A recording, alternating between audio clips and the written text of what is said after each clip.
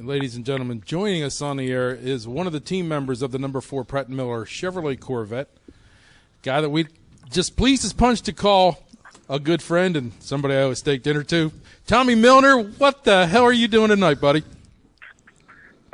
I'm just trying to get through some emails, get through responding to people, to messages, things like that. So it's been a busy couple days here. Congratulations, Tommy. I'll tell you, it was a most impressive win. Corvettes finishing 1-2, a 0-3 second division between you.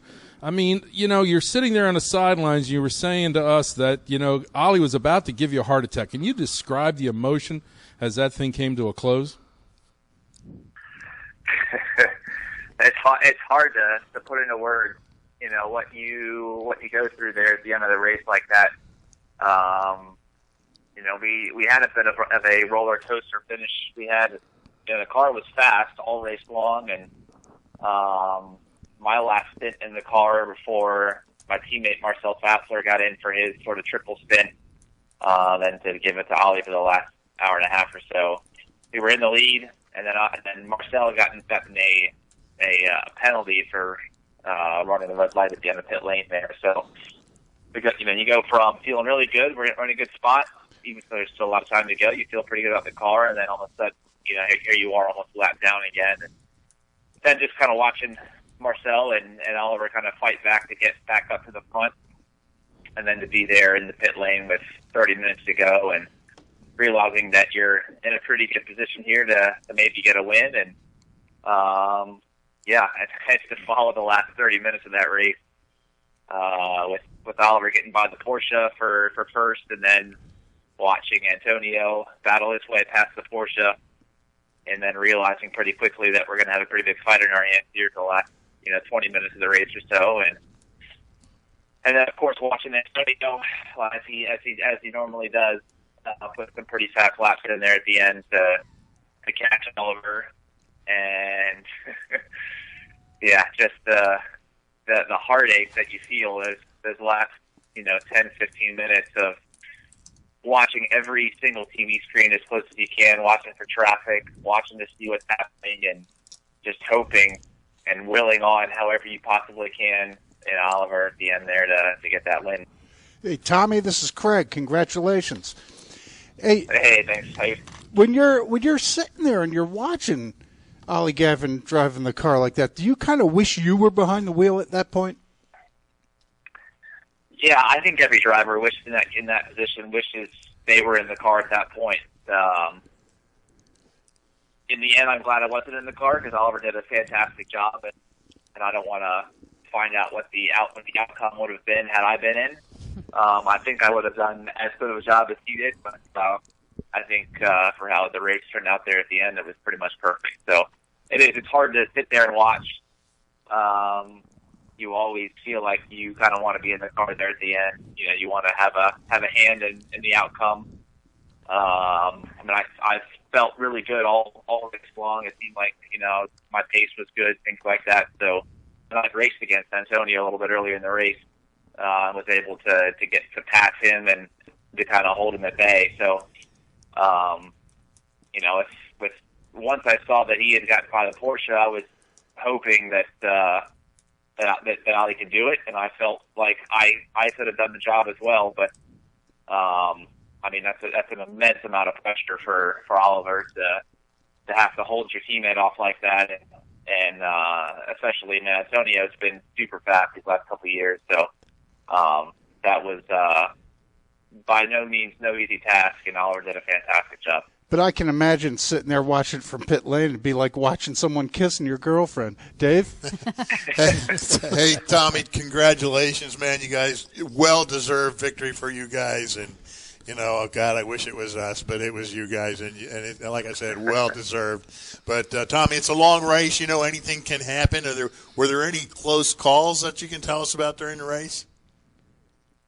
Yeah, thanks, Dave. I had one moment in the race. And it was nighttime. It was, I think, my second triple stint in the car.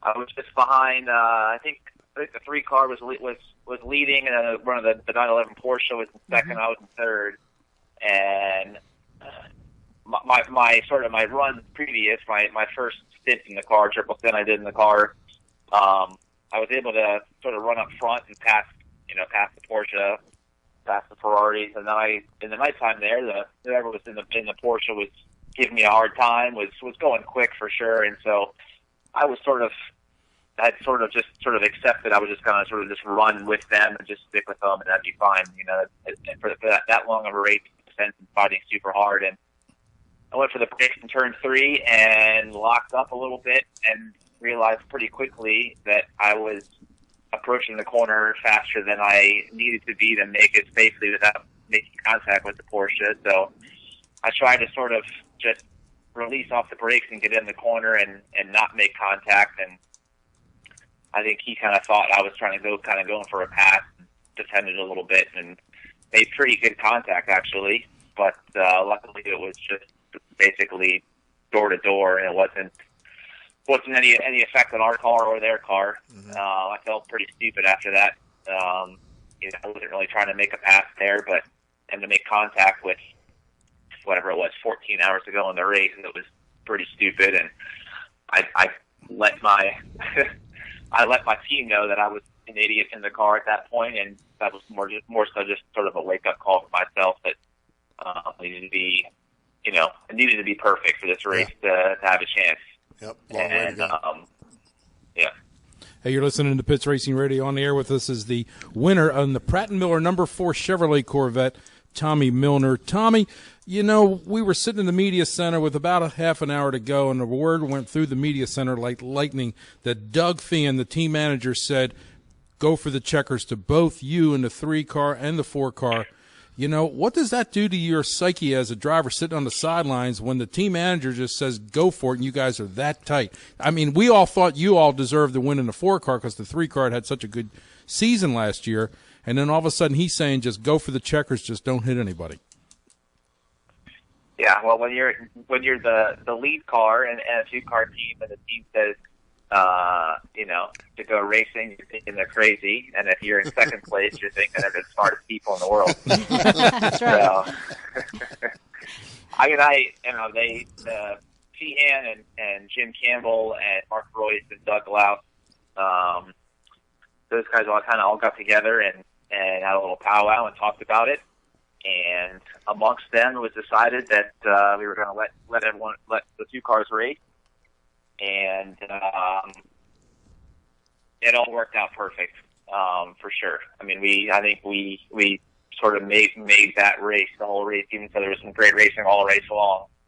That's what everyone's talking about is our finish. And I'm certainly glad that they did let us race, and they normally in most races allow us to race as long as we don't make contact.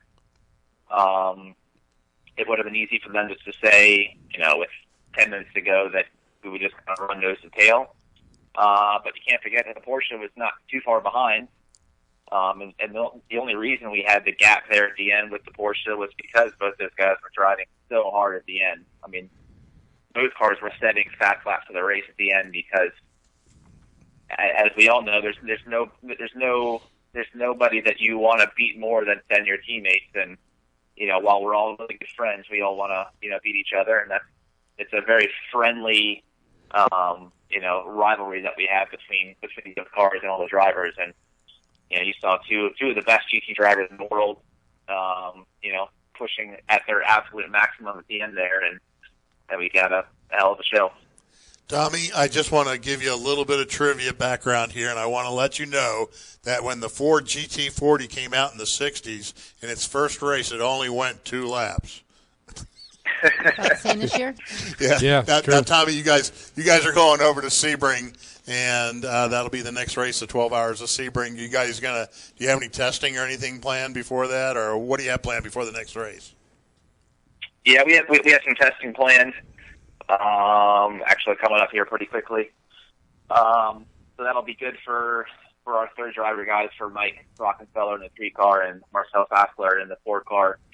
Get those guys acquainted with the car in a much more sort of high downforce setup, which will be good for them. I think these cars are way more impressive when you stack all the aero in them. And Sebring is a pretty impressive racetrack itself. So going there with full downforce for them, I think will be fun. It'll be fun for us, for the full-time guys, to get back in the car again and drive it with full downforce. And this year, especially now that we have the series, the rules have changed a bit, and it's given us all a bit more downforce. So the cars are really fun to drive, and at Sebring especially now, they're pretty impressive. So excited for testing and excited to get to Sebring for the 12-hour and see if we can't defend our win this season. Now, Tommy, we talked after you won the 24 Hours of Le Mans personally, and how big a deal that was for you personally, and then you had actually told me off the air that winning the 24 Hours of Daytona was really a big trophy for you. Now that you've done that, can you describe the emotional difference that you've gone through winning both now Le Mans and the 24 Hours of Daytona? Yeah, still a little bit shocked. Just thinking about my career and how it all started and stuff like that, and to think, here I am now. I don't even know. 12 years racing GT cars, and I've won Le Mans twice. I've won a GT Drivers Championship. I've won Sebring 12-hour. Now I've won the Rolex 24. The Rolex was definitely, after Le Mans, was sort of just next on my list, and mostly, it in some ways, it was actually equal with Le Mans, just because of all of the success that my dad's team has had there, and how much, as a kid growing up, I watched Daytona, I watched Sebring, I watched Glen, because that's what my dad was racing, and that the Rolex 24 was always of the year. Yep. And it was the one that I always stayed up as long as I could to watch in the evening, and fell asleep on the couch to be up as soon as I could to watch TV as soon as I woke up to see how they were doing. So, that one, I'm pretty lucky. Tommy Milner, man, we all love you, buddy. I'm telling you, can't wait. We go out to dinner sometime here real soon when we're both in town, and congratulations. And I understand you gave your dad the watch. That's a class act, man, and just look forward to spending some time together, okay? Yeah, looking forward to it, guys. All right, man. Tommy Milner, ladies and gentlemen.